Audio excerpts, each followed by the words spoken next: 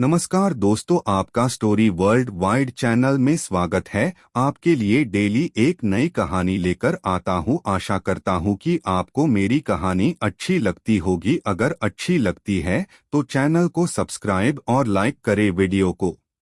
जहां आपको मिलेंगी ऐसी डरावनी कहानियां जो आपके दिल की धड़कन को तेज कर देंगी। आज की कहानी एक ट्रक ड्राइवर की है जिनका नाम चंद्रमोहन है और वो उत्तराखंड के रहने वाले हैं।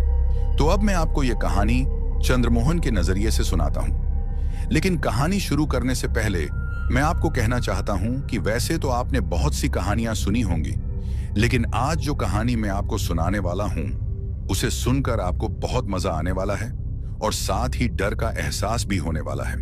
और अगर आप इस चैनल पर पहली बार आए हैं तो चैनल को सब्सक्राइब जरूर करें ताकि आप हमारी इस फैमिली का हिस्सा बन सकें और आने वाली वीडियोस आप तक आसानी से पहुंच जाएं।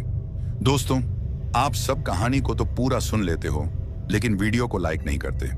लेकिन इस बार मुझे पूरी उम्मीद है कि आप सब इस वीडियो को लाइक जरूर करेंगे ताकि मुझे भी ये एहसास हो सके कि मेरी मेहनत आपको पसंद आ रही है। आपका एक लाइक मुझे और भी बेहतरीन कहानियां लाने का हौसला देता है। तो चलिए अब ज्यादा समय न लेते हुए जल्दी से अपनी कहानी को शुरू करते हैं। दोस्तों, मेरा नाम चंद्रमोहन है और मैं एक ट्रक ड्राइवर हूं। मुझे ट्रक चलाते हुए लगभग 20 साल हो गए हैं और इन 20 सालों में मुझे ट्रक चलाने का काफी अच्छा अनुभव भी हो गया है। मैंने देश की न जाने कितनी सड़कें देखी हैं, ऊंचे पहाड़ों की टेढ़ी मेढ़ी सड़कों से लेकर मैदानी इलाकों की सीधी चौड़ी हाईवे तक। कभी धूप में तपते इंजन के साथ चला हूं तो कभी घने कोहरे में सिर्फ हेडलाइट के भरोसे रास्ता ढूंढा है। कई बार तो ऐसे जंगलों से गुजरा हूं जहां रात को मोबाइल का सिग्नल तक नहीं आता और हर पेड़ के पीछे कुछ छिपा हुआ सा लगता है। लेकिन ट्रक चलाना सिर्फ स्टीयरिंग पकड़ना नहीं होता दोस्तों, ये तो एक जिंदगी है जहां हर मोड़ पर नया इम्तिहान होता है। दोस्तों, वैसे तो मैंने बहुत सफर किया है, लेकिन एक सफर ऐसा भी था जिसने मेरी पूरी जिंदगी को अंदर से झकझोर कर रख दिया था। वो रात इतनी खौफनाक हो सकती थी ये मैंने कभी सोचा भी नहीं था। दोस्तों, आज मैं आपको उसी डरावनी रात की दास्तान सुनाने जा रहा हूं और ये भी बताऊंगा कि उस रात मेरे साथ क्या बीता था। आज भी जब मैं उस रात को याद करता हूं तो मेरी हालत खराब हो जाती है और वो पूरा मंजर फिर से मेरी आंखों के सामने ताजा हो जाता है। दोस्तों, एक और बात, कहानी को पूरा सुनना, क्योंकि कहानी को पूरा सुनोगे तो ही कहानी का मजा भी आएगा और जो भी बात मैं इस कहानी में बताऊंगा उसका ताल्लुक सीधा कहानी के साथ होगा। तो चलिए अब सीधे कहानी पर आते हैं। दोस्तों, ये बात आज से 8 साल पहले की है। तब मेरे साथ मेरा एक खलासी हुआ करता था। उसका नाम किशोर था। किशोर एक सीधा सादा और अच्छा इंसान था। वो मेरी हर बात को मानता था। जो भी काम मैं उससे कहता था वो उस काम को बड़ी ईमानदारी के साथ करता था और वो मेरी काफी इज्जत भी करता था। खैर, अब हर बार की तरह इस बार भी हमको माल लेकर अपने शहर से दूसरे शहर जाना था। रास्ता लंबा था तो हमें जल्दी निकलना था। इस सफर में हम लोगों को पूरा एक दिन और एक रात लगने वाली थी। अब सबसे पहले तो हम माल लोड करवाने चले जाते हैं और फिर जब माल लोड हो जाता है तो मेरा खलासी किशोर मुझसे कहता है कि उस्ताद, माल लोड हो गया है। तो किशोर की बात सुनकर मैं उससे कहता हूं, ठीक है, अगर माल लोड हो गया है तो चलो फिर चलते हैं। वैसे भी सफर लंबा है और अब हमें बिल्कुल भी देर नहीं करनी चाहिए। मेरी बात सुनकर किशोर ट्रक में बैठ जाता है और फिर मैं भी ट्रक में चढ़ जाता हूं। उसके बाद मैं अपना ट्रक स्टार्ट करता हूं और फिर हम दोनों वहां से अपने सफर की ओर निकल जाते हैं। दोस्तों, हम लोग सुबह के 6 बजे अपने माल को लेकर निकल जाते हैं। कुछ देर ड्राइव करने के बाद हम लोग एक ढाबे पर रुककर नाश्ता करते हैं। उसके बाद हम दोनों फिर से अपने ट्रक को स्टार्ट करके आगे के सफर की ओर चल पड़ते हैं। दोस्तों, सब कुछ अच्छे से चल रहा था।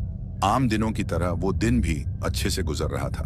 हम दोनों सफर के दौरान काफी बातें करते हैं और फिर कुछ देर बाद हम ट्रक का रेडियो ऑन करके गानों का आनंद भी लेते हैं ताकि सफर अच्छे से कट सके।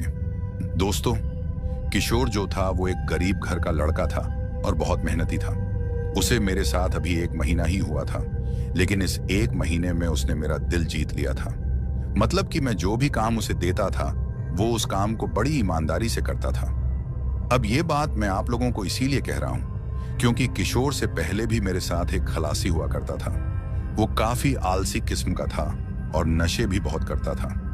जब उसके नशे ज्यादा होने लगे तो मैंने उसे काम से निकाल दिया था, क्योंकि अगर आपका खलासी ही सही ना हो तो फिर आपके काम में कहीं ना कहीं घाटा होने लग जाता है। इसीलिए मैंने आपको किशोर के बारे में ये बात बताई, और जैसा मैंने सोचा था, किशोर एक अच्छा इंसान है। खैर, हम लोग उस पूरे दिन लगातार सफर करते रहे, क्योंकि माल को वक्त पर पहुंचाना जरूरी था। और मेरे जो ट्रक के सेठ थे, उन्होंने मुझसे कहा था कि अगर तुम माल को सही समय पर पहुंचाओगे तो कुछ एक्स्ट्रा पैसे वो मुझे देंगे। खैर, हम सफर को जारी रखते हैं और बीच बीच में हम लोग रुककर चाय भी पीते हैं ताकि थकावट ना हो। और फिर एक ढाबे पर रुककर हम लोगों ने दिन का खाना भी खाया। दोस्तों, अभी तक सब कुछ ठीक चल रहा था, लेकिन शायद हमें इस बात का अंदाजा नहीं था कि आगे हमारे साथ क्या होने वाला है। अब काफी देर चलने के बाद शाम होने लगती है, और फिर हमारे देखते देखते वो शाम रात में बदल जाती है। दोस्तों, एक और बात, मैं भूत प्रेत पर विश्वास नहीं करता था, और ना ही मेरा खलासी इन बातों पर विश्वास करता था। और आज के वक्त में शायद कोई भी इन बातों को गंभीरता से नहीं लेता, लेकिन कभी कभी कुछ ऐसा भी हो जाता है कि हमें ना चाहते हुए भी इन बातों पर विश्वास करना पड़ जाता है। और इन बातों पर वही विश्वास करता है, या तो जो इन बातों को मानता है, या फिर वो जिस पर बीतती है। खैर, अब काफी देर तक ट्रक चलाते रहने के कारण मुझे भूख भी बहुत लग रही थी। हालांकि हमने दिन का खाना खाया था, लेकिन अब उस खाने को खाए काफी घंटे बीत गए थे। हम लोगों ने दिन के 2 बजे खाना खाया था, और अब इस वक्त रात के 10 बजे का समय हो गया था। खैर, अब ट्रक चलाते चलाते मैं अपने खलासी किशोर से कहता हूं, किशोर, मुझे बहुत जोरों की भूख लगी हुई है। तुम देखते रहना, अगर कोई ढाबा दिखे तो मुझे बताना, ताकि मैं अपनी भूख को शांत कर सकूं। तो मेरी बात सुनकर किशोर मुझसे कहता है, उस्ताद, भूख तो मुझे भी बहुत लगी है। मैं भी आपसे ये बात कहने ही वाला था कि मुझे भी भूख लगी है। तो किशोर की बात सुनकर मैं उससे कहता हूं, कोई बात नहीं, जैसे ही हमें कोई ढाबा नजर आएगा हम दोनों खाना खा लेंगे। तो मेरी बात सुनकर किशोर हामी भरता है और फिर शांत होकर बैठ जाता है। अब हमें काफी वक्त हो गया था ट्रक चलाते, लेकिन कोई भी ढाबा हम लोगों को नजर नहीं आ रहा था। थोड़ा और आगे जाने के बाद हम लोग देखते हैं कि आगे हाईवे पर काफी लंबा जाम लगा हुआ है। बहुत सारी गाड़ियां उस जाम में हम लोगों को फंसी हुई नजर आ रही थीं। अब इस तरह उस जाम को देखकर मैं अपने खलासी किशोर से कहता हूं, अब तो बुरा फंसे, न जाने कितना वक्त लगेगा इस जाम को खुलने में। और जिस हिसाब का ये जाम है, इससे देखकर तो नहीं लगता कि ये जाम जल्दी खुलने वाला है। अब थोड़ी देर उस जाम में फंसे रहने के बाद एक आदमी हमको दिखाई देता है जो हमारी तरफ आ रहा था। अब जब वो हमारे ट्रक के पास पहुंचता है तो मैं उस आदमी से कहता हूं, भाई साहब, क्या हो गया है? ये जाम क्यों लगा है? तो मेरी बात सुनकर वो आदमी मुझसे कहता है, हाईवे पर कुछ बड़े पत्थर और ढेर सारा मलबा आ गया है, और अभी तक ना तो कोई जेसीबी और ना कोई दूसरी मशीन आई है उस मलबे को हटाने के लिए। अब जब तक कोई मशीन नहीं पहुंचती उस मलबे को हटाने के लिए, तब तक तो ये जाम ऐसे ही रहेगा। उसकी बात सुनकर मैं काफी टेंशन में आ जाता हूं, क्योंकि माल का वक्त पर पहुंचना जरूरी था, और जिस हिसाब से वो आदमी मुझसे वो बात कह रहा था, उस हिसाब से तो वो जाम जल्दी खुलने वाला नहीं था। मुझे काफी चिंता हो रही थी। मुझे टेंशन में देखकर वो आदमी मुझसे कहता है, आप कहां जा रहे हो? तो उस आदमी की बात सुनकर मैं अपनी मंजिल के बारे में उसको बताता हूं। तो मेरी बात सुनकर वो आदमी मुझसे कहता है, देखो, मैं भी एक ट्रक ड्राइवर हूं, और मेरा जो ट्रक है वो तो बीच जाम में फंसा हुआ है। उसको वहां से वापस लाना तो इस वक्त मुमकिन नहीं है, लेकिन आप अपने ट्रक को यहां से वापस ले जा सकते हो। अब उसकी ऐसी बात सुनकर मैं उस आदमी से कहता हूं, भाई साहब, मैं आपकी बात को समझा नहीं, आप क्या कह रहे हो? मैं अपना ट्रक वापस क्यों लूं? तो मेरी बात सुनकर वो आदमी मुझसे कहता है, एक दूसरा रास्ता है जो आपको आपकी मंजिल पर जल्दी पहुंचा सकता है। तो उस आदमी की बात सुनकर मैं थोड़ा खुश हो जाता हूं और उस आदमी से कहता हूं, कौन सा रास्ता? तो मेरी बात सुनकर वो मुझसे कहता है, यहां से 1 किलोमीटर पीछे एक रास्ता है जो शॉर्टकट है, और वो रास्ता इस हाईवे की दूसरी तरफ निकलता है। वो रास्ता आपको आपकी मंजिल पर जल्दी पहुंचा देगा, और उस रास्ते की वजह से आपके डीजल की बचत भी होगी। अब उस आदमी की बात सुनकर मैं काफी खुश हो जाता हूं। एक तो अगर रास्ता शॉर्टकट हो और ऊपर से डीजल भी बचे तो और क्या चाहिए। हालांकि जिस रास्ते की वो आदमी बात कर रहा था वो रास्ता हम लोगों ने आते वक्त देखा था, लेकिन मैंने सोचा था कि वो रास्ता किसी गांव की तरफ का होगा, और मुझे क्या पता था कि आगे जाम होगा, नहीं तो मैं वो रास्ता ले लेता। खैर, अब उस आदमी की बात सुनकर मैं उसका शुक्रिया करता हूं और वहां से निकलने की कोशिश करता हूं। लेकिन जैसे ही मैंने अपना ट्रक वापस पीछे लेने के लिए स्टार्ट किया, तो तभी वो आदमी मेरी खिड़की के और नजदीक आके मुझसे कहता है, मेरी बात ध्यान से सुनो, वो रास्ता शॉर्टकट जरूर है, लेकिन कुछ सावधानी आपको बरतनी पड़ेगी। तो उस आदमी की बात सुनकर मैं उससे कहता हूं, कैसी सावधानी? तो मेरी बात सुनकर वो आदमी मुझसे कहता है, गलती से भी अपने ट्रक को उस रास्ते में मत रोकना, और अगर किसी कारण रोकना भी पड़े तो बाहर मत निकलना, क्योंकि वो जो रास्ता है वो रात के समय ठीक नहीं रहता। बहुत कम गाड़ियां और रात के वक्त उस सड़क पर चलती हैं। मेरी बातों को ध्यान में रखना। और भी कुछ बातें उस आदमी ने हमको उस रास्ते के बारे में बताई थी, लेकिन इसमें उस आदमी ने हमसे कोई भूत प्रेत वाली बात नहीं की थी। उसकी बात सुनकर मैं उस आदमी से कहता हूं, ठीक है, हम ध्यान रखेंगे। उसके बाद वो आदमी मुझसे यह भी कहता है, अगर मेरा ट्रक जाम के बीच फंसा ना होता तो मैं भी तुम्हारे ट्रक के साथ साथ अपने ट्रक को लेकर चल पड़ता। लेकिन दोस्तों, वो कहते हैं ना, जिस पर बीतनी होती है बीत कर रहती है, होने को कोई भी टाल नहीं सकता। शायद आज रात हम लोगों पर बीतनी थी, तो तभी उस सड़क की तरफ हम लोग निकलने वाले थे। हम लोगों को इस बात का अंदाजा नहीं था कि जिस तरफ हम लोग जा रहे हैं वो सफर हम पर कितना भारी पड़ने वाला है। खैर, उसके बाद हम लोग अपना ट्रक वहां से पीछे की तरफ वापस कर लेते हैं और जाते जाते उस आदमी का शुक्रिया करते हैं जिसने हमको वो रास्ता बताया था। अब कुछ ही देर में हम लोग उस सड़क के पास पहुंच जाते हैं, और ये वही सड़क होती है जिसका पता उस आदमी ने हमको बताया था। ये जो रास्ता था वो हाईवे से अलग होकर एक जंगल की तरफ होकर जाता था, और ये बात भी उस आदमी ने हमको बताई थी कि वो रास्ता जंगल से होकर गुजरता है। हम लोगों ने बिना सोचे समझे ही अपना ट्रक उस सड़क की तरफ बढ़ा दिया। हम लोगों ने एक बार भी ये नहीं सोचा कि इतनी रात को माल से भरा ट्रक उस रास्ते से ले जाना ठीक रहेगा या नहीं। शायद जल्दबाजी ने हमारी अक्ल पर पर्दा डाल दिया था। खैर, अब हम लोग उस रास्ते पर आगे की तरफ बढ़ जाते हैं। अब थोड़ी और आगे चलने के बाद मैं अपने खलासी किशोर से कहता हूं कि किशोर, आज तो भूख कुछ ज्यादा ही लग रही है और मुझसे अब बर्दाश्त भी नहीं हो रही। तो मेरी बात सुनकर किशोर मुझसे कहता है कि उस्ताद, वो तो ठीक है, लेकिन इस रास्ते पर अब तो ढाबा मिलना भी मुश्किल है, और जब तक हम लोग हाईवे के दूसरे हिस्से में न पहुंच जाएं, तब तक तो आपको बर्दाश्त करना ही पड़ेगा अपनी भूख को। अपने खलासी किशोर की बात सुनकर मैं उससे कहता हूं कि किसी खुली जगह पर मैं अपने ट्रक को लगा दूंगा। आज हम लोग ट्रक में ही खाना बनाएंगे। वैसे भी क्या पता कितना समय हमें उस हाईवे के दूसरी तरफ पहुंचने में लग जाए। वैसे भी हमारे लिए ये रास्ता नया है और हम लोगों को इस रास्ते के बारे में उतना पता नहीं है। मेरी बात सुनकर किशोर भी मेरी बात को मानते हुए खाना ट्रक में बनाने के लिए मान जाता है। अब थोड़ा और आगे चलने के बाद हमें एक खुली जगह दिखाई देती है और मैं अपने ट्रक को साइड में लगाकर रोक लेता हूं। जिस जगह हम रुके थे वो जगह काफी खुली हुई दिख रही थी, और जिस समय की मैं आपसे बात कर रहा हूं वो वक्त गर्मियों का था। ट्रक के अंदर हम लोगों को काफी ज्यादा गर्मी लग रही थी, इसीलिए हम लोग डिसाइड करते हैं कि हम लोग खाना ट्रक के बाहर बनाएंगे। जहां हमने अपने ट्रक को रोका था वहां एक पानी का चश्मा भी था, जो कि हमारे लिए सबसे अच्छी बात थी।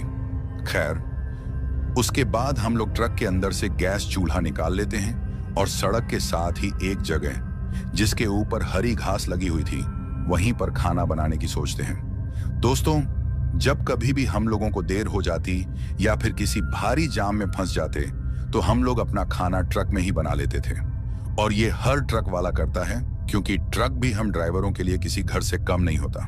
हमारी तो आधे से ज्यादा जिंदगी इसी ट्रक में गुजर जाती है। अब रात का समय था, दूसरी सब्जी तो हमारे पास नहीं थी बनाने को। कुछ आलू बचे थे तो वही हम लोगों को बनाने थे। मेरे खलासी किशोर को खाना भी बहुत अच्छा बनाना आता था, और उस वक्त भी ये खाना बनाने का काम वही कर रहा था। जब तक किशोर खाना बना रहा था तब तक मैं उस चश्मे से पानी लेने चला गया। हम लोगों ने ट्रक की हेडलाइट्स जलाकर रखी थी ताकि सब कुछ अच्छे से दिख सके। दोस्तों, एक बात और, अब जब मैं उस चश्मे के पास पानी लेने गया तो मुझे थोड़ा अजीब लगता है, क्योंकि मुझे ऐसा महसूस हो रहा था जैसे कोई मुझे कहीं से देख रहा हो। ऐसा मुझे लग रहा था। अब ये मेरा वहम था या कुछ और, मैं नहीं जानता।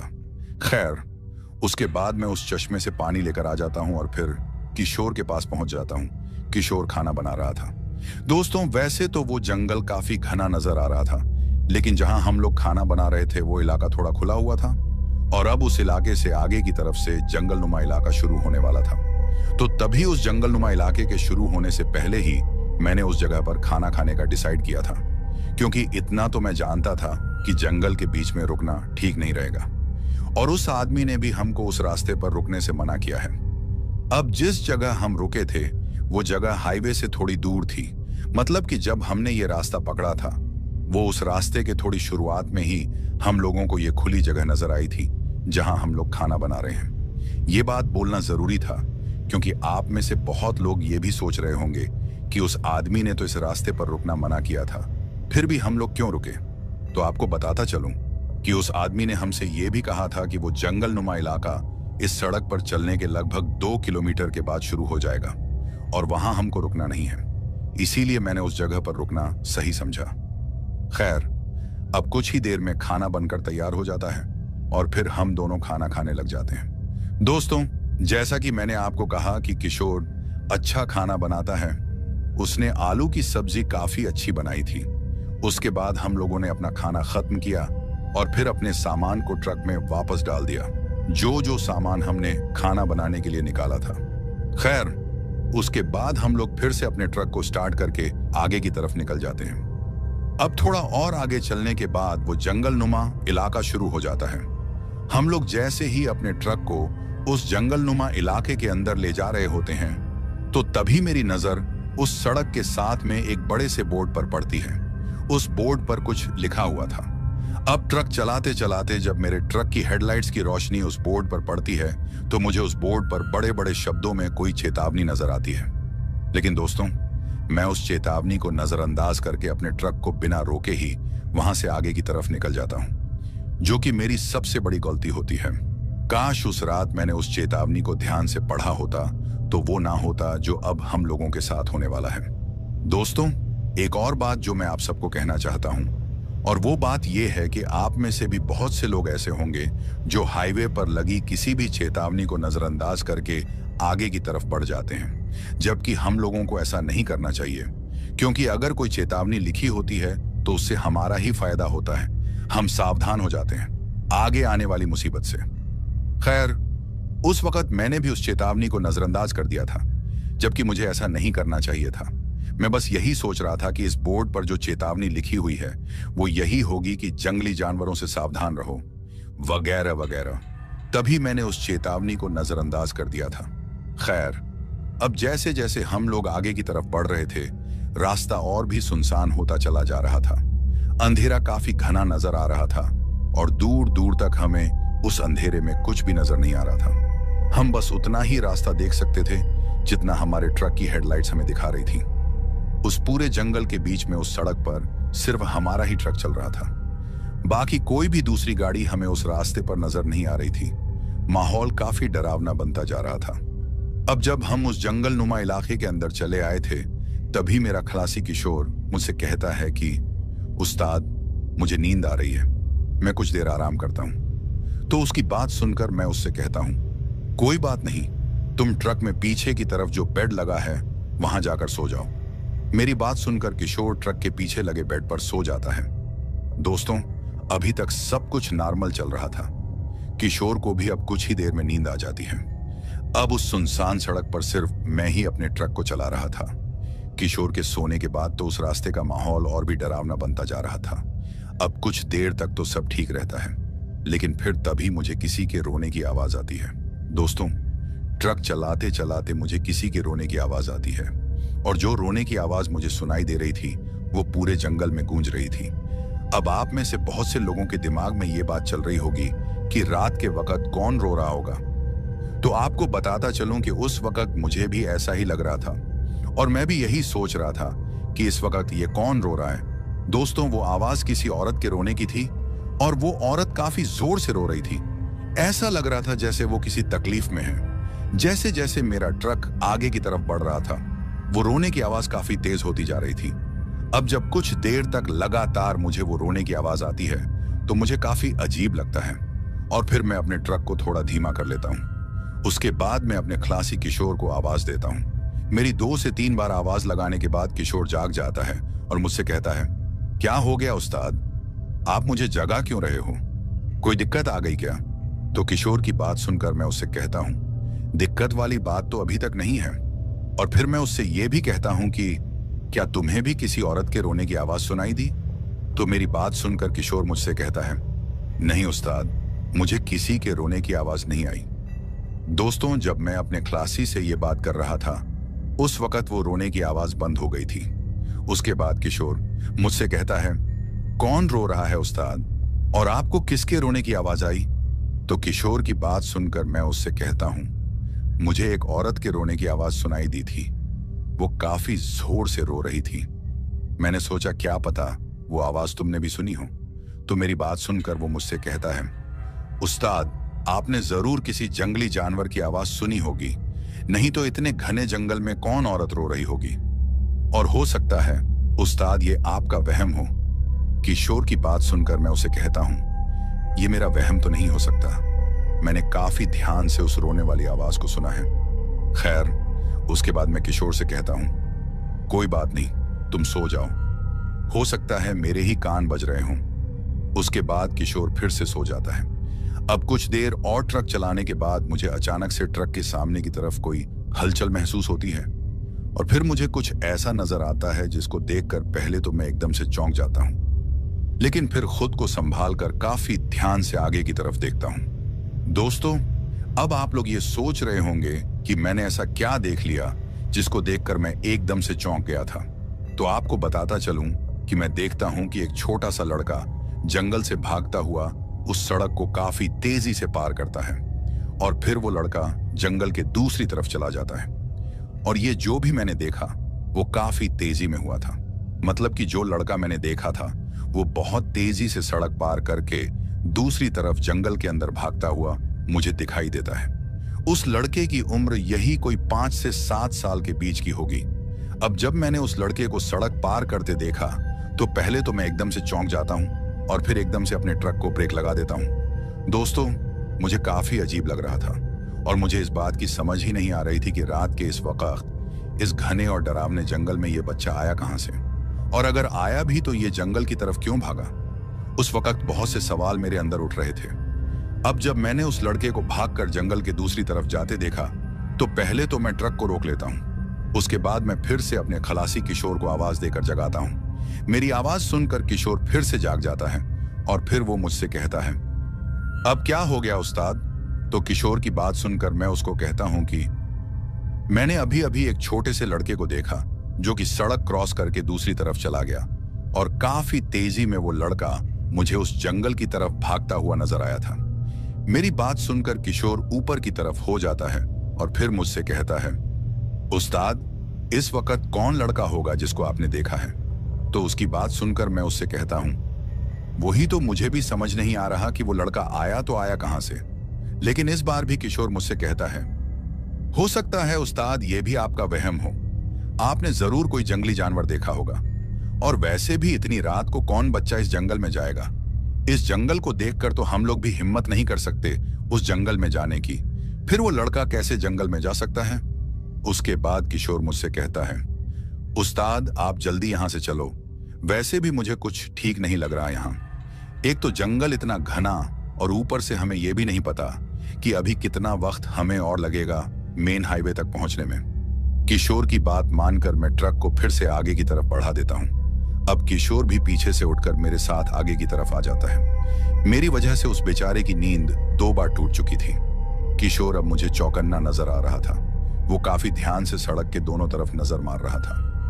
अब उसको इस तरीके से करता देख मैं किशोर से कहता हूं, क्या हो गया किशोर, क्या देख रहे हो? तो मेरी बात सुनकर वो मुझसे कहता है, उस्ताद, मुझे कुछ ठीक नहीं लग रहा, हमने इस तरफ आकर कोई गलती तो नहीं कर दी। तो किशोर की बात सुनकर मैं उससे कहता हूं, तुम ऐसा क्यों बोल रहे हो? तो मेरी बात सुनकर वो मुझसे कहता है, उस्ताद, जिस तरीके से आप कह रहे थे कि कुछ देर पहले आपने किसी औरत के रोने की आवाज सुनी और फिर आगे चलकर आपको एक बच्चा भी नजर आया? मुझे ऐसा लग रहा है उस्ताद, कहीं ये सब लुटेरों का काम तो नहीं? हो सकता है ये उनका कोई जाल हो हमें फंसाने का। तो किशोर की बात सुनकर मैं उससे कहता हूं, तुम बिल्कुल सही कह रहे हो, मुझे भी ऐसा ही लग रहा है, क्योंकि उस ट्रक वाले ड्राइवर ने हमसे बोला भी था कि इस रास्ते के बीच में मत रुकना, और अगर रुकना भी पड़े तो उतरना मत। शायद वो आदमी हमें इन्हीं लुटेरों से सावधान कर रहा था। उसके बाद मैं किशोर से ये भी कहता हूं, अब हम अपने ट्रक को इस सड़क पर बिल्कुल नहीं रोकेंगे। उसके बाद हम लगातार ट्रक को आगे की तरफ बढ़ाते रहते हैं। अब कुछ देर तक तो सब नॉर्मल रहता है, लेकिन फिर हम लोग कुछ ऐसा देखते हैं जिसे देखकर हम लोग काफी डर जाते हैं और हमें अजीब भी लगता है। दोस्तों, अब आप ये सोच रहे होंगे कि इस बार हमने ऐसा क्या देख लिया जो हम डर गए। तो आपको बताता चलूं कि हम लोग देखते हैं कि सामने सड़क पर हमें फिर से वही लड़का नजर आता है जो अभी कुछ देर पहले मैंने पीछे की तरफ सड़क पार करता हुआ देखा था। दोस्तों, उस लड़के की वेशभूषा की बात करूं तो देखने में वो काफी अजीब लग रहा था। उसके सर पर एक भी बाल हमें नजर नहीं आ रहा था। वो लड़का पूरी तरह से नंगा नजर आ रहा था और वो हमें सड़क के सामने की तरफ भागता हुआ दिखाई दे रहा था। इस बार वो लड़का सड़क के साथ साथ काफी तेजी से आगे की तरफ बढ़ता हुआ नजर आ रहा था, और इस बार मेरे खलासी किशोर ने भी उस लड़के को देखा था। वो भी काफी हैरान था और अंदर से डरा हुआ भी दिखाई दे रहा था। दोस्तों, मैं अपने बारे में बात करूं तो अब डर मुझे भी लगना शुरू हो गया था। हम अपने ट्रक को थोड़ा धीमा करके उस बच्चे के पीछे पीछे चला रहे थे। वो बच्चा हमें पूरी तरह से सफेद नजर आ रहा था। अब उसका मुंह तो हम देख नहीं पा रहे थे, क्योंकि वो लगातार आगे की तरफ बढ़ता जा रहा था। अब उसको इस तरीके से उस रास्ते पर दौड़ते देखकर हम इतना तो समझ गए थे कि ये सब नॉर्मल नहीं हो सकता। तभी मेरा खलासी किशोर मुझे कहता है कि उस्ताद, अब तो मुझे भी डर लग रहा है। मुझे नहीं लगता कि ये कोई आम बच्चा है। उस्ताद, मेरी कुछ समझ में नहीं आ रहा, अब क्या करेंगे? तो अपने खलासी की बात सुनकर मैं उसे थोड़ी हिम्मत देकर कहता हूं कि तू फिक्र मत कर, ये समय डरने का नहीं है। हम लोग अपने ट्रक को उस बच्चे के पीछे पीछे चला रहे थे। थोड़ा और आगे जाने के बाद वो बच्चा फिर से जंगल के अंदर की तरफ भाग जाता है। अब जब ऐसा होता है तो हम लोग अपने ट्रक को काफी तेज कर लेते हैं और जितना जल्दी हो सके वहां से निकलने की कोशिश करते हैं। दोस्तों, हम लोगों ने ट्रक को काफी तेज कर लिया था और अब हम लोग उस सड़क पर बिल्कुल भी रुकना नहीं चाहते थे। अब थोड़ा और आगे चलने के बाद हमारे ट्रक को एक जोरदार झटका लगता है। ऐसा लग रहा था जैसे हमारा ट्रक किसी चीज से टकरा गया है। अब जब मुझे ये एहसास होता है कि हमारा ट्रक किसी चीज से टकरा गया है तो सबसे पहले तो मैं ट्रक को रोक लेता हूं। लेकिन मुझे एक बात की समझ नहीं आ रही थी, और वो बात ये थी कि सड़क के बीचों बीच में हमारे ट्रक को झटका कैसे लग सकता है, और हमारा ट्रक आखिर किस चीज से टकराया है जबकि हमारा ट्रक इस सड़क के बीच में ही चल रहा था। खैर, अब ट्रक तो मैंने रोक लिया था, लेकिन हम दोनों की हिम्मत ही नहीं हो रही थी ट्रक से बाहर जाने की। हालांकि हमारा ट्रक को देखना भी जरूरी था कि ट्रक को कोई नुकसान तो नहीं हुआ है, क्योंकि ट्रक को झटका काफी जोरदार लगा हुआ था। वो झटका हमें केबिन के अंदर तक महसूस हुआ था। अब जब हमने ट्रक को रोक लिया था तो पहले तो हम दोनों एक दूसरे को देखते हैं, और फिर मेरा खलासी किशोर मुझसे कहता है, उस्ताद, ये झटका कैसा था? और जिस तरीके का ये झटका हमें महसूस हुआ है, मुझे तो लगता है उस्ताद, ट्रक का काफी नुकसान हुआ होगा। किशोर की बात सुनकर मैं उससे कहता हूं कि लग तो मुझे भी कुछ ऐसा ही रहा है, लेकिन अब दिक्कत ये है कि ट्रक के बाहर कैसे निकला जाए। दोस्तों, हम दोनों के अंदर डर बैठ गया था उस लड़के को देखकर, लेकिन फिर मैं अपने खलासी किशोर से कहता हूं कि इस समय ट्रक से बाहर उतरना सबसे बड़ी बेवकूफी होगी। हमारा ट्रक से बाहर निकलना मुझे सेफ नहीं लग रहा। तो मेरी बात सुनकर किशोर भी हामी भरता है। उसके बाद हम लोग डिसाइड करते हैं कि हम लोग ट्रक को बिना देखे ही आगे की तरफ बढ़ाएंगे, क्योंकि ट्रक अभी भी बंद नहीं हुआ था। वो तो मैंने झटका महसूस करके ट्रक को ब्रेक लगाई थी। अब हम लोग आगे बढ़ने की बात कर ही रहे थे कि तभी मेरे ट्रक की खिड़की को कोई जोर जोर से बजाता है। अब जब मैं उस खिड़की के बजने की आवाज को सुनता हूं तो पहले तो मैं एकदम से डर जाता हूं, क्योंकि जंगल के बीचों बीच अगर आपने अपने ट्रक को रोका है और फिर अचानक से उस सुनसान सड़क पर कोई आपके ट्रक की खिड़की को बजा दे तो डरना तो स्वाभाविक है। खैर, अब जब मेरे ट्रक की खिड़की बजती है तो मैं अपने ट्रक की खिड़की से बाहर की तरफ देखता हूं, और जब मैं खिड़की से बाहर की तरफ देखता हूं तो मुझे एक औरत नजर आती है। उसकी उम्र यही कोई 30 से 35 साल के बीच की होगी। अब उसको उस तरीके से खिड़की बजाते देख मैं उससे कहता हूँ, अरे बहन जी, आप कौन हो और रात के इस वक्त यहाँ क्या कर रही हो? तो मेरी बात सुनकर वो औरत मुझसे कहती है, भाई साहब, मेरा बच्चा कहीं खो गया है, मिल नहीं रहा। अगर आप उसे ढूंढने में मेरी मदद करो तो आपका बहुत एहसान होगा मुझ पर।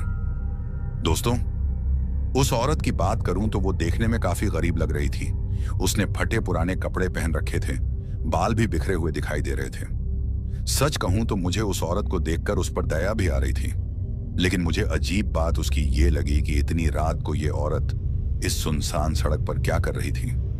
खैर, उसके बाद मैं उस औरत से पूछता हूं, हम लोग क्या ही मदद करेंगे आपकी? आप किसी पुलिस स्टेशन में जाकर रिपोर्ट कर दो, पुलिस ही आपके बच्चे को ढूंढेगी। तो मेरी बात सुनकर वो औरत मुझसे कहती है, मैं पुलिस के पास शिकायत करने ही चली जाऊंगी। अगर आप मुझे आगे तक लिफ्ट दे दोगे तो आपका बड़ा उपकार होगा मुझ पर। वैसे भी यहां से कुछ दूर आगे एक पुलिस स्टेशन है, आप मुझे वहीं पर छोड़ देना। अब उस औरत की ये सारी बातें सुनकर मुझे उस पर तरस आ जाता है और फिर मैं उस औरत से कहता हूं, कोई बात नहीं बहन, आ जाओ, मैं तुम्हें वहां तक छोड़ दूंगा। मेरी बात सुनकर वो औरत थोड़ा मुस्कुराती है और फिर मुझसे कहती है, मेरे पास एक बैग है, वो काफी भारी है, अगर आप उसे ट्रक में चढ़ा दो तो आपकी बड़ी मेहरबानी होगी। वैसे भी आपका ट्रक काफी ऊंचा है और इस बैग में जो सामान है वो थोड़ा भारी है। अगर आप नीचे उतरकर इस बैग को ऊपर चढ़ा दो तो अच्छा रहेगा। उस औरत की बात सुनकर मैं उससे कहता हूं, कोई बात नहीं, आप ट्रक की दूसरी तरफ आ जाओ, मेरा खलासी बैग को उठाने में आपकी मदद करेगा। उसके बाद वो औरत ट्रक की दूसरी तरफ चली जाती है। अब जैसे ही वो औरत ट्रक की दूसरी तरफ जाती है, जिस तरफ मेरा खलासी किशोर था, तो फिर वो औरत किशोर साइड वाली खिड़की को बजाती है। अब जब ऐसा होता है तो मैं अपने खलासी किशोर से कहता हूं, किशोर, बाहर जाकर उस औरत की मदद करो, वैसे भी उसके पास कोई भारी बैग है, तुम बाहर उतरकर उसकी मदद करो। अब जब किशोर से मैं ये बात कहता हूं तो वो मुझसे कहता है, उस्ताद, आप पागल हो गए हो क्या? इतनी रात को ये औरत इस सुनसान सड़क पर क्या कर रही है, और वो भी बैग के साथ? अभी कुछ देर पहले तो ये आपसे कह रही थी कि इसका बच्चा खो गया है, और अब ये बैग लेकर कहां जा रही है? उस्ताद, आप खुद ही सोचो, रात के इस वक्त कौन सी अकेली औरत जंगल के बीच में मिलेगी? उस्ताद, आप मेरी बात मानो, जितना जल्दी हो सके यहां से निकलो, मुझे तो ये कुछ और ही मामला लग रहा है।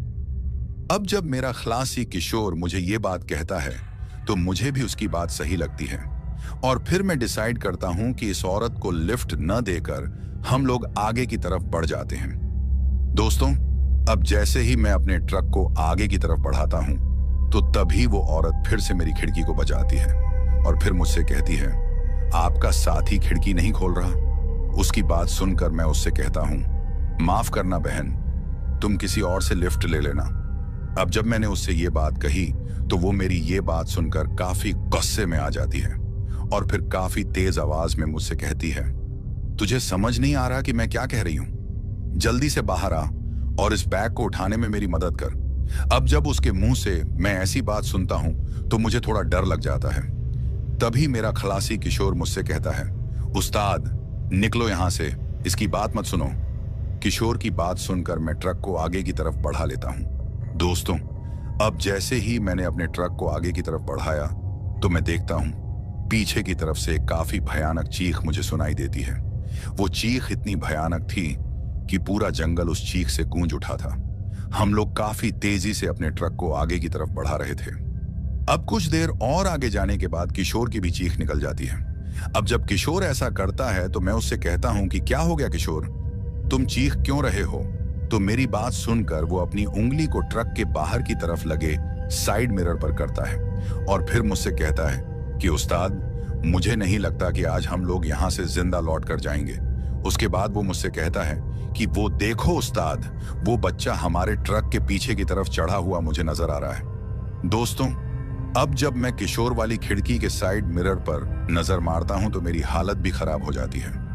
किशोर की बात बिल्कुल सही होती है, वो बच्चा सच में ट्रक के साइड की तरफ चिपका हुआ हमें नजर आ रहा था और अब धीरे धीरे वो बच्चा किशोर की खिड़की की तरफ बढ़ता जा रहा था।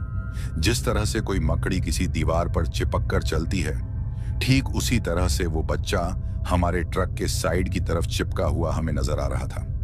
हम दोनों की हालत काफी खराब हो चुकी थी और हम दोनों डर के मारे कांप रहे थे। दोस्तों, इतना ही नहीं, जो औरत मुझसे पीछे लिफ्ट मांग रही थी, अब वो भी काफी तेजी से मुझे मेरे साइड वाले साइड मिरर में भागती हुई दिखाई दे रही थी और वो भी तेजी से हमारी तरफ बढ़ती नजर आ रही थी। कुछ देर बाद तो वो औरत मेरे ट्रक के काफी करीब पहुंच जाती है, लेकिन इस बार उसका पूरा चेहरा बदल चुका था। देखने में वो औरत अब पूरी तरह से एक चुड़ैल बन चुकी थी। मेरे ट्रक के बिल्कुल साथ साथ वो चुड़ैल मुझे भागती हुई नजर आ रही थी। उसकी आंखें एकदम जलते अंगारों की तरह मुझे नजर आ रही थी और उन भयानक आंखों से वो मुझे घूरे जा रही थी। उसके बाल काफी लंबे और बिखरे हुए मुझे दिखाई दे रहे थे। हवा में वो बाल उड़ते हुए और भी भयानक लग रहे थे। उसने अपना मुंह पूरी तरह से खोल रखा था। मुंह से बाहर की तरफ काफी बड़े बड़े दांत मुझे नजर आ रहे थे। उसके हाथों के नाखून भी काफी लंबे और काले किस्म के लग रहे थे। अब तो वो चुड़ैल मेरी खिड़की के बिल्कुल पास तक आ गई थी। ट्रक के अंदर मेरी जो हालत थी वो मैं आप लोगों को बता भी नहीं सकता। मेरा पूरा जिस्म थर थर कांप रहा था। मेरा पूरा शरीर पसीने से तरबतर हो चुका था। इतना ही नहीं दोस्तों, वो बच्चा भी किशोर की खिड़की के पास पहुंच चुका था और वो भी देखने में काफी भयानक नजर आ रहा था। उसकी आंखें ही नहीं थीं, काले गहरे गड्ढे ही हमें नजर आ रहे थे। किशोर खिड़की से भागकर मेरी ड्राइविंग वाली सीट को पकड़कर बैठा हुआ था और वो भी काफी ज्यादा डर चुका था। वो छोटा बच्चा पूरी तरह से प्रेत बन चुका था। हम लोगों को अपने दोनों तरफ अपनी मौत नजर आ रही थी। मेरे भी हाथ पैरों ने काम करना छोड़ दिया था। एक बात और जो मुझे कुछ देर बाद समझ आई, और वो बात ये थी कि अभी तक उन दोनों प्रेतों ने हम पर हमला नहीं किया था। इस बात की समझ मुझे अभी तक नहीं आ रही थी। कैबिन के अंदर हम लोगों की हालत काफी बुरी हो चुकी थी। हम बस भगवान से यही दुआ कर रहे थे कि हे भगवान, हमें बचा लो। अब जब हम लोग भगवान से दुआ कर ही रहे थे, तभी मेरी नजर कैबिन के अंदर लगी मूर्ति पर जाती है।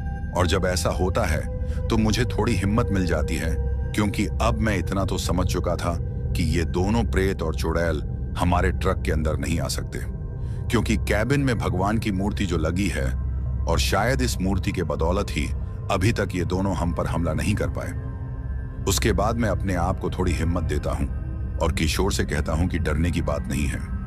किशोर, ये हमारा कुछ नहीं बिगाड़ सकते जब तक हम ट्रक के अंदर हैं, सेफ हैं। तो मेरी बात सुनकर वो मुझसे कहता है कि कैसे उस्ताद? तो मैं किशोर को कैबिन के अंदर लगी भगवान की मूर्ति को दिखाता हूं। उसे देखकर उसका भी थोड़ा डर कम हो जाता है। मैं बस किशोर को यही कह रहा था कि हम लोगों को इन प्रेतों पर ध्यान नहीं देना है, क्योंकि ये चाहते हैं कि डर के मारे हम लोग ट्रक से अपना नियंत्रण खो दें और फिर ये हमें मारकर खा जाएं। मेरी बात सुनकर किशोर भगवान का नाम काफी जोर से लेता है और फिर कुछ ही देर बाद हम लोगों को मेन हाईवे दिख जाती है। उसके बाद जैसे ही हम लोग मेन हाईवे पर आ जाते हैं, तभी वो प्रेत और चुड़ैल एकदम से गायब हो जाते हैं। दोस्तों, हम लोगों की जान काफी मुश्किल से बच जाती है। आज तो किसी तरह से भगवान ने बचा लिया हमें। सच कहा है किसी ने कि जिस पर जो बीतना होता है, बीत कर रहता है, और शायद हम पर भी ये चीज बीतनी थी और तभी वो बीत गई। बड़ी बात यह थी कि हम लोग सही सलामत जिंदा लौट कर आ गए। उसके बाद हम लोगों ने अपने ट्रक को साइड में लगाकर भगवान का शुक्रिया अदा किया। फिर हम लोगों ने अपनी मंजिल पर पहुंचकर अपने माल को डिलीवर भी किया। उसके बाद जब हम लोग माल डिलीवर करके वापस आए, तो एक ढाबे पर बैठकर जब हम लोग खाना खा रहे थे, तो हम लोगों ने अपनी आप बीती दूसरे ड्राइवरों के साथ शेयर की, ताकि उनके साथ ऐसा ना हो जैसा हमारे साथ हुआ था। हमारी बात सुनकर उनमें से एक ड्राइवर ने हमसे कहा कि आप लोगों की बात बिल्कुल सच्ची है। बहुत से ड्राइवर उस रास्ते पर अपनी जान से हाथ धो बैठे हैं। और वो हमसे ये भी कहता है कि कुछ साल पहले एक ट्रक ड्राइवर ने उसी सड़क पर एक छोटे बच्चे को कुचल दिया था। उस बच्चे की मां इस सदमे को बर्दाश्त नहीं कर पाई और फिर वो पागल हो गई थी। हर रोज उस जगह आकर अपने बच्चे को ढूंढती रहती थी। और फिर एक दिन उस औरत की लाश भी वहीं जंगल में मिली थी। काफी लोग कहते हैं कि आज भी वो औरत अपने बच्चे की मौत का बदला लेने के लिए ट्रक ड्राइवरों को मौत की घाट उतारती है। और वो हमसे ये भी कहता है कि आप लोग किस्मत वाले हो जो वहां से जिंदा बचकर आ गए। एक बात और उस ड्राइवर ने हमसे कही, और वो ये थी कि आप लोगों को वो चेतावनी पढ़ लेनी चाहिए थी, जो चेतावनी उस जंगल नुमा इलाके की शुरुआत में एक बोर्ड पर लिखी हुई थी। उस पर यही लिखा हुआ था कि रात के समय यह रास्ता शापित माना जाता है और आज भी उस जंगल में उस चुड़ैल और उस प्रेत का खौफ है। दोस्तों, हम लोगों ने सच में उस चेतावनी को ना पढ़कर सबसे बड़ी गलती की थी और शायद उसकी सजा हमें मिल भी गई थी। लेकिन आप लोग ऐसी गलती कभी मत करना। ये तो हमारी किस्मत ठीक थी जो हम बच गए। हर किसी की किस्मत इतनी ठीक नहीं होती। तो दोस्तों, कैसी लगी हमारी ये कहानी? अगर आपको ऐसी और भी कहानियां सुननी हैं, तो हमारे चैनल को सब्सक्राइब करना बिल्कुल मत भूलिएगा। अब चलते हैं उन दोस्तों की ओर जिन्होंने हमारी पिछली कहानी पर कमेंट करके हमें अपना प्यार और समर्थन दिया। दूसरी वीडियोस की तरह इस वीडियो पर भी अपना प्यार दिखाइए और मुझे सपोर्ट करिए, क्योंकि आप सबके सपोर्ट के कारण ही मैं यहाँ तक पहुंचा हूँ और मुझे उम्मीद है कि आप लोगों के बलबूते ही एक दिन हमारी ये फैमिली काफी आगे तक जाएगी। चैनल पर अगर कोई नया है तो चैनल को सब्सक्राइब जरूर करें, ताकि आप भी हमारी इस फैमिली का हिस्सा बन सकें। और जिन लोगों ने पहले से ही हमारे चैनल को सब्सक्राइब किया है, उन सभी का मैं तहे दिल से शुक्रगुजार हूं। इसके साथ ही मैं आप सबसे अलविदा कहना चाहता हूं। बाय दोस्तों।